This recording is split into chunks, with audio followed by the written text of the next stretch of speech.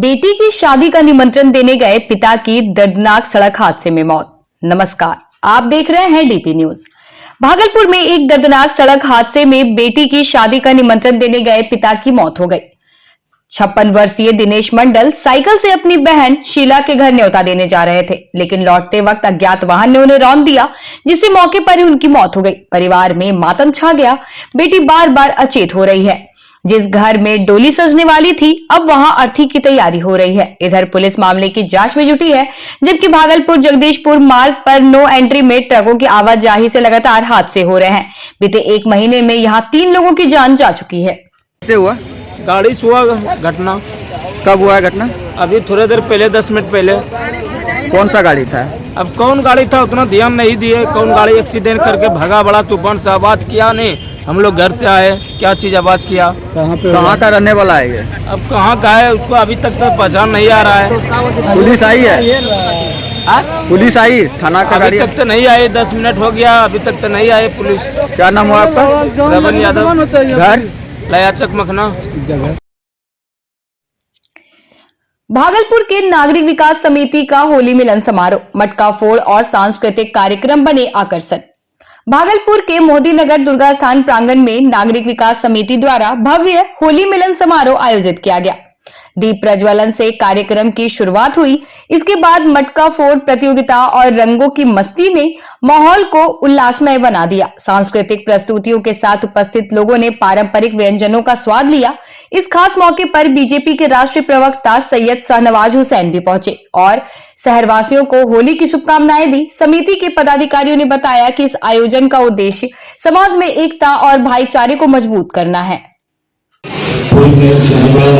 विनय यादव जी, प्रीति जी, बेहुलाल जी, जिया भाई, नागरिक विकास समिति के सारे पदाधिकारीगण, भाइयों और बहनों, संतोष शाह जी। लेकिन कार्यक्रम पहले से बना हुआ था। आप सब निमंत्रित थे, मैं निमंत्रित नहीं था।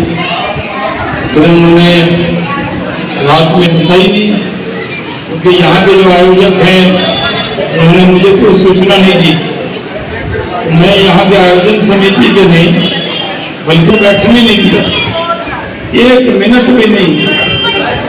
और होली मिलन का मालूम हुआ, नागरिक विकास समिति का कार्यक्रम हो, उसमें निमंत्रण की कोई जरूरत नहीं।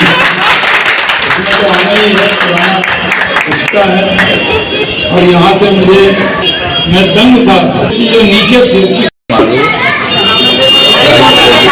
26वां जो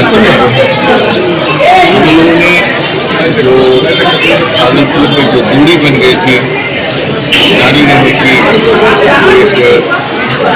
बुरा दिन था।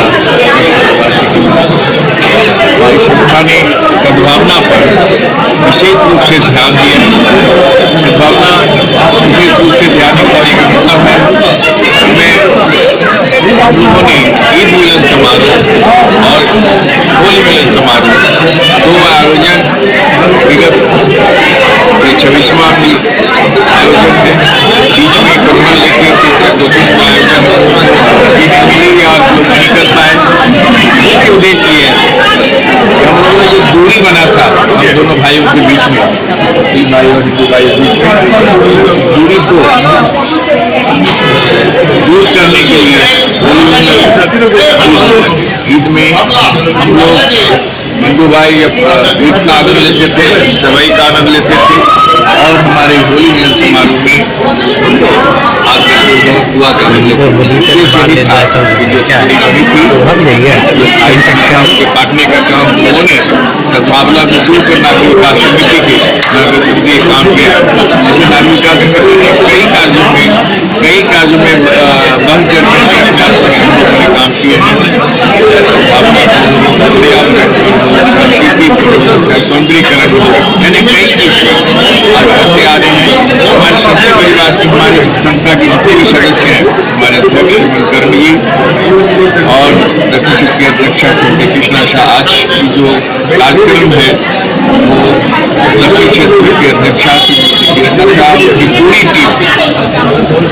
आज होली मिलन समारोह का 26वां आयोजन किया जा रहा है और इस कार्यक्रम में हमारे विशेष रूप से हमारे पूर्व सांसद नवाज जी, प्रथम नागरिक मेयर साहिबा डॉक्टर सुंदरलाल, डॉक्टर बिहारी लाल, हमारे कीर्ति शेखर, हमारी बहन पूर्व मेयर डॉक्टर मीना यादव, कई गणमान्य व्यक्ति उपस्थित होकर के इस कार्यक्रम को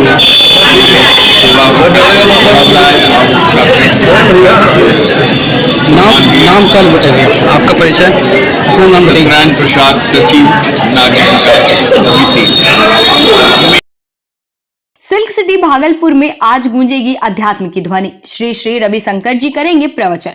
भागलपुर में आज आध्यात्मिक ऊर्जा का संचार होगा, जब आर्ट ऑफ लिविंग के संस्थापक श्री श्री रविशंकर जी अपने शिष्यों को ज्ञान और शांति का संदेश देंगे। सैंडिस कंपाउंड मैदान में भव्य पंडाल सजाया गया, जहां बांका, मुंगेर, जमुई समेत झारखंड और बंगाल से भी श्रद्धालु उमड़ रहे हैं। 25 वर्षों के इंतजार के बाद अंक की धरती पर उनके आगमन को लेकर खास तैयारियां की गई। प्रशासन ने सुरक्षा के पुख्ता इंतजाम किए हैं। वहीं आयोजकों का दावा है कि ऐतिहासिक आयोजन भागलपुर के आध्यात्मिक जीवन में नई ऊर्जा भरेगा। बहुत भाग दौड़ कर रही हैं, बहुत अच्छा से सारा इंतजाम देख रही हैं। कुछ स्वागत के लिए कुछ खास तैयारी आप लोगों की? स्वागत के लिए तैयारियां हैं, कुछ सांस्कृतिक प्रोग्राम है, वहां से आ रहे हैं, कुछ यहाँ के भी लोग मिले हुए हैं, साथ में चल रहा है। क्या नाम हुआ आपका? मेरा नाम अनुपमा सिंह है। देखिए, आपको यहाँ आके पता चल गया होगा, हमें बताने की ज्यादा जरूरत नहीं। ये 25 वर्षों का तपस्या का फल है जो गुरुदेव आज यहाँ आ रहे हैं। 25 वर्ष से उनके शिष्य इंतजार करते गुरुदेव के चरण अंग की धरती पे पड़े, और आज सारे भक्तों का सपना पूरा हो रहा है। सारे भक्त एकदम उत्साह से लगे हुए और हर लोग अपने स्तर से लगे हुए इस महायज्ञ को सफल बनाने में। लोगों के जीवन में एक सकारात्मक बदलाव हो, घर घर तक अपने ये उनके जो शिष्य है जा रहे हैं और लोगों को निमंत्रण दे रहे हैं। कितने श्रद्धालु की संभावना है? 40,000 श्रद्धालु के आने की संभावना है। कहाँ से आ रहे हैं? ये अपने पूरे भागलपुर कमिश्नरी से तो आ ही रहे हैं, साथ साथ पड़ोसी राज्य झारखंड के गोड्डा जिले से भी लोग आ रहे हैं, और पश्चिम बंगाल कोलकाता से लोग आ रहे हैं, सिलीगुड़ी से लोग आ रहे हैं। क्या नाम हुआ आपका? मेरा नाम गणेश सुल्तानिया है, मैं आर्ट ऑफ लिविंग का इस प्रोग्राम का कोऑर्डिनेटर। चैंपियंस ट्रॉफी फाइनल पर भागलपुर में क्रिकेट का जुनून। भागलपुर में क्रिकेट प्रेमियों में जबरदस्त उत्साह है। फैंस को भरोसा है कि रोहित शर्मा और विराट कोहली की अगुवाई में टीम इंडिया न्यूजीलैंड को धूल चटाएगी। तेज गेंदबाज मोहम्मद शमी और स्पिनर्स के दम पर भारतीय टीम खिताब अपने नाम करेगी। अब देखना दिलचस्प होगा, क्या भागलपुर के क्रिकेट प्रेमियों की ये उम्मीदें सच होंगी। इंडिया को रोक नहीं सकता प्लेस में। गेंदबाजी वरुण चक्रवर्ती और मोहम्मद शमी। क्या फैसला रहेगा गेंदबाजी बल्लेबाजी? पहले बल्लेबाजी का, पिच बहुत स्लो है। हाँ, धीरे धीरे बैटिंग करना सब मुश्किल हो जाएगा पिच पे। तो जीत किसकी आज? जीत इंडिया की, और जहाँ रहते हैं वहाँ सपोर्ट करेंगे, इंडिया जीतेगी मैच। ऑस्ट्रेलिया को हराया आज। हाँ, जोश है, जोश बहुत है। क्या नाम है आपका? राजेश कुमार। यही उम्मीद है कि इंडिया जीतना चाहिए। लास्ट 22 बार रोको का, मतलब रोहित शर्मा और विराट कोहली का हो सकता है लास्ट ओडीआई हो, वो लोग संन्यास ले लें। ये बहुत मतलब दुख का है, मतलब हम लोग को फैन के लिए, क्योंकि हम विराट का फैन हैं। किनसे उम्मीद? आज का मैच में रोहित शर्मा जो कि हिटमैन है, मतलब अगर चलेंगे तो फिर चांद पार। गेंदबाजी वरुण चक्रवर्ती जो कि पिछले मैच में भी 5 विकेट लिए थे, वो बहुत अच्छा है। अगर अब मेरे जो आगामी टीम है जो वो है, तो उधर से मिचेल सेंटनर इसको ले सकते हैं, और हेनरी है, वो अच्छा बॉलर है। क्या नाम हुआ आपका? कार्तिक कुमार। किनसे उम्मीदें हैं? विराट कोहली से ज्यादा उम्मीद है, क्योंकि वो फाइनल मैच है और नॉकआउट मैच में विराट कोहली बहुत अच्छा खेलता है, और सेंचुरी उसका मारना, जिसने पिछले सेमीफाइनल में 16 रन से सेंचुरी मिस हो गया था, तो इस मैच में सेंचुरी लगेगा विराट कोहली का। और गेंदबाजी में मुझे लगता है कि मोहम्मद शमी इस बार ज्यादा अच्छा करेगा, क्योंकि फाइनल मैच है और मोहम्मद शमी आईसीसी में बहुत अच्छा करते आया हुआ है। हाँ, बहुत एक्सपीरियंस भी है, तो मोहम्मद शमी से ज्यादा उम्मीद है। जीत आज है इंडिया। क्या नाम हुआ आपका? सुजीत कुमार। भागलपुर में बढ़ता अपराध, मेडिकल व्यवसायी पर जानलेवा हमला, पुलिस पर उठे सवाल। भागलपुर में अपराध बेलगाम। एसएसपी की लगातार क्राइम मीटिंग के बावजूद कानून व्यवस्था पर बड़ा सवाल खड़ा हो गया है। कहलगांव थाना क्षेत्र के वार्ड नंबर 7 में मेडिकल हॉल संचालक कुमुद गुप्ता पर 3 नकाबपोशी अपराधियों ने जानलेवा हमला कर दिया। लूट की मंशा से आए बदमाशों ने बचने के लिए गुप्ता ने एक को जमीन पर पटका, लेकिन दूसरे ने पिस्टल तान दी। किसी तरह जान बचाकर शोर मचाने पर हमलावर फरार हो गए। घायल मेडिकल संचालक को गंभीर चोटें आई। मौके पर पहुंचे विधायक पवन यादव ने जल्द गिरफ्तारी का आश्वासन दिया। वहीं पुलिस जांच में जुटी है। तो आखिर कब रुकेगा भागलपुर में अपराध? 2 डिजिटल वाला मांग रहा है। वीडियो फुटेज नहीं निकाल रहा है। निकाल रहा है।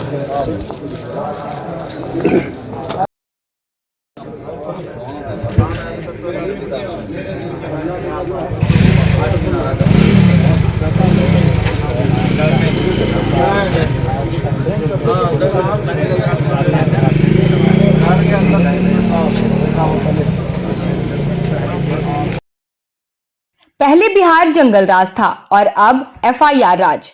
आरसीपी सिंह का नीतीश सरकार पर तंज।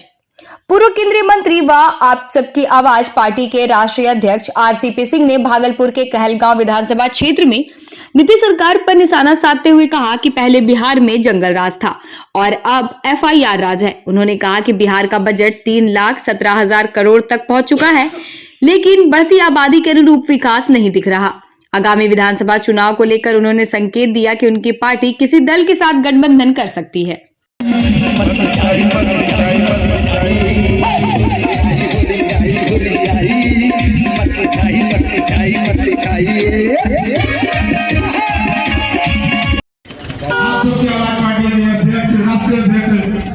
अनुरोध है कि उनका जोरदार तालियों से स्वागत करेंगे। बस उनका काफिला पहुंच गया है हमारे इस प्रांगण में। आरसीपी बाबू जिंदाबाद। शक्ति की अध्यक्ष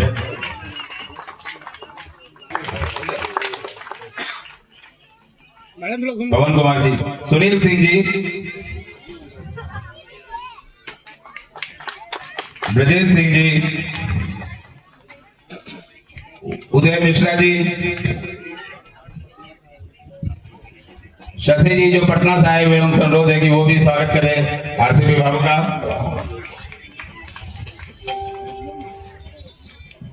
ब्रजेश सिंह जी, आरसीपी बाबू जिंदाबाद, आरसीपी बाबू जिंदाबाद, आरसीपी बाबू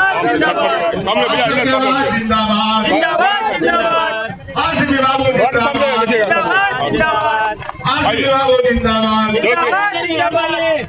आरसीपी बाबू जिंदाबाद।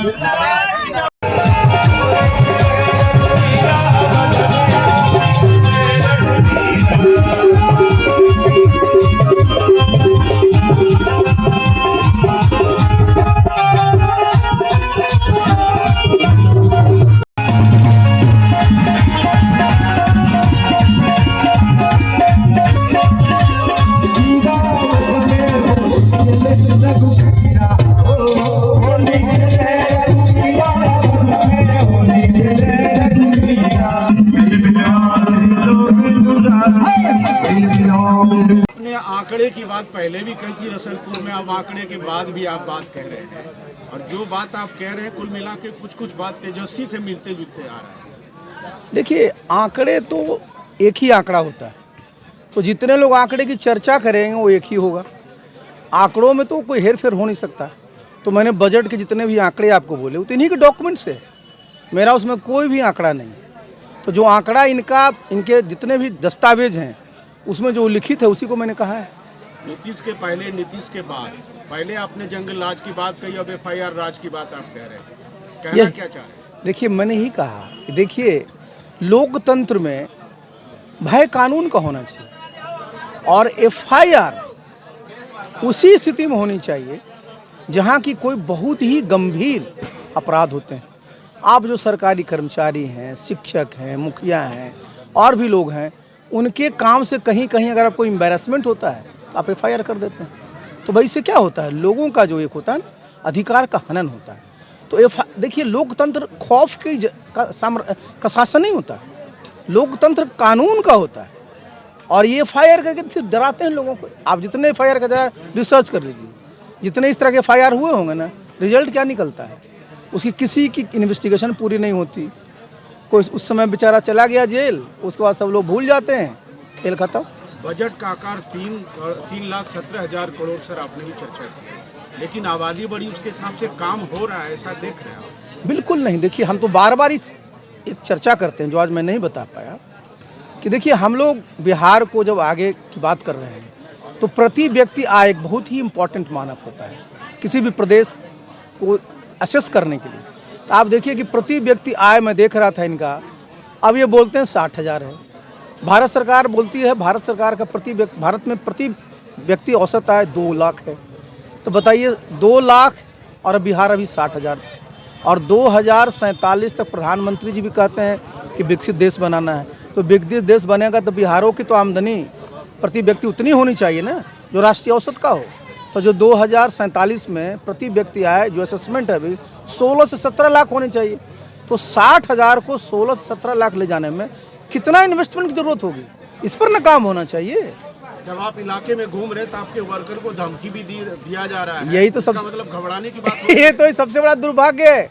लोकतंत्र में धमकी नहीं देखिए, कंपटीशन है ना, हमको जनता के बीच अपना अपना रोड मैप लेके जाना चाहिए कि हमको अगर आप मौका देते हैं तो हम ये करेंगे, ये लेके जाना चाहिए ना। धमका करके साहब ये क्या है, ये तो लोकतंत्र कानून का राज है। आप जब धमकी देते हैं ना तो कानून का उल्लंघन है, तो लोकतंत्र के लिए अच्छा नहीं। सर, आपने इस प्रकार से कहा कि जब हम सरकार में थे, सरकार के साथ उस टाइम अच्छा था, अभी ऐसा क्यों लग रहा है कि मैंने स्पष्ट, और हमारे प्रदेश अध्यक्ष जी ने कहा, देखिए कारण क्या है, मुख्यमंत्री वही हैं, 2005 में भी वही थे, मैं उनके साथ था। तो मैंने बताया ना कि सबका स्वास्थ्य, जो मुख्यमंत्री जी 2005 में थे, मैंने बोला कि 2010-15 में थे, आज हम देख रहे हैं ना अपन का। अब मैंने कल भी कहा था कि आदरणीय मांझी जी ने उनको अपने मंच पर आमंत्रित किया, कितने सेकंड में भाषण खत्म हो गया, कल ही पता कर लीजिए। अंतर्राष्ट्रीय महिला दिवस में अपने कार्यालय गए, कितने सेकंड में उनका प्रोग्राम खत्म हो गया। देखिए, हम लोग सब नीतीश बाबू के साथ काम किए, उनके हम लोग समर्थक शुभचिंतक रहे हैं, लेकिन मैंने बताया ना कि आज वो स्थिति, शरीर ही उनका नियंत्रण में नहीं है, अपने आप जिसका शरीर ही नियंत्रण में नहीं है साहब, तो प्रशासन और शासन और प्रदेश का क्या नियंत्रण रहेगा, सब ढील हो गए। पार्टी का विलय या कहीं गठबंधन का कोई ऐसा है कि आप? मैंने एक बार नहीं, मैंने कई बार इस पर कहा है कि देखिए, हम लोग पूरे बिहार में सब जगह सम्मेलन हमारा हो रहा है, हमारी ताकत है, हमारी शक्ति है। जो भी बिहार में दल है उनको लगता है कि नहीं आशा पार्टी में तो ताकत है, हमसे जो मिलना चाहेंगे, हमसे जो सहयोग करना चाहेंगे, हमारी विचारधारा से जो सहयोग होंगे, हमारा जो लाइन ऑफ एक्शन है उससे सहयोग होगा, हमको कोई आपत्ति नहीं है किसी के साथ जाने में। बार बार बोला हूँ, मैं किन्हीं को भी अछूत नहीं मानता। आरजेडी के साथ होली के रंग में घुली चुनावी सरगर्मी। सुल्तानगंज में जन संसद ने मनाया होली मिलन समारोह। भागलपुर के सुल्तानगंज में गंगा किनारे स्थित अशोका गार्डन में जन संसद के संरक्षक अजीत कुमार के नेतृत्व में भव्य होली मिलन समारोह आयोजित हुआ। कार्यक्रम में शहर के गणमान्य लोग, पंचायत प्रतिनिधि और ग्रामीणों ने एक दूसरे को अबीर गुलाल लगाकर होली की खुशियां बांटी। इस दौरान होली की मस्ती के साथ चुनावी चर्चा भी जोरों पर रही, जहां जन संसद के समर्थकों ने अजीत कुमार को आगामी विधानसभा चुनाव में विधायक बनने का संकल्प किया। कार्यक्रम में राजद नेता अफरोज आलम के संचालन में विभिन्न पंचायतों के प्रमुख सदस्य और स्थानीय नेता शामिल हुए। इसके लिए आपको कोटि-कोटि धन्यवाद। आप जिस तरह सैनिक संगठन के लड़ाई में कदम से कदम मिला के आपने हमारे दक्षिणी क्षेत्र के लिए साथ दिया, ये एक इतिहास बनने जा रहा है कि हमारे सुल्तानगंज में एक बैठक गाँव है जहाँ 30 वर्षों से रोड नहीं बना है, और सैनिक संगठन ने प्रण किया कि इस रोड को बनाना है, इसके लिए जितनी जोर लगानी पड़ेगी, जहाँ भी जाना पड़ेगा। क्योंकि हम लोग बहुत दिन भर से बाहर रहते हैं, हमें इस सिविल के बारे में जानकारी होती नहीं है कि काम कहाँ से होगा, नहीं होगा, हम लोग इतना जान नहीं पाते, इस माहौल से बहुत दूर रहते हैं। तो हमने अजीत भैया से कांटेक्ट किया कि भैया ऐसी बात है, हम लोग कुछ नहीं जानते लेकिन करेंगे जरूर। इन्होंने अभिलंब सुनते हुए भी एक काम पे जो है दौड़ते हुए अपना कर्तव्य समझते हुए हमारे बीच आए, और वहां से हम लोगों ने अपनी लड़ाई शुरू की, और आज पूरा तो नहीं हुआ लेकिन मिट्टी का भराई का काम हो चुका है और आगे भी होगा। आपसी विवाद में मारपीट। पति, पत्नी और पुत्र गंभीर रूप से घायल। लक्ष्मीपुर गांव में आपसी विवाद के चलते एक ही परिवार के 3 सदस्यों पर हमला कर उन्हें गंभीर रूप से जख्मी कर दिया। पीड़ित बिंदेश्वरी दास अपने पत्नी उषा देवी और पुत्र पिंटू कुमार को इलाज के लिए रेफरल अस्पताल में भर्ती कराया। घायल पिंटू कुमार ने बताया कि गांव के ही ब्रह्मदेव दास, रामलाल दास और सुमन कुमार समेत अन्य लोगों ने जबरन उनके घर में आकर गाली गलौज की और विरोध करने पर लाठी डंडों से हमला कर दिया। माता पिता बीच बचाव करने आए तो उन्हें भी बेरहमी से पीटा गया। पीड़ितों ने अस्पताल से ही लिखित आवेदन देकर न्याय की गुहार लगाई है।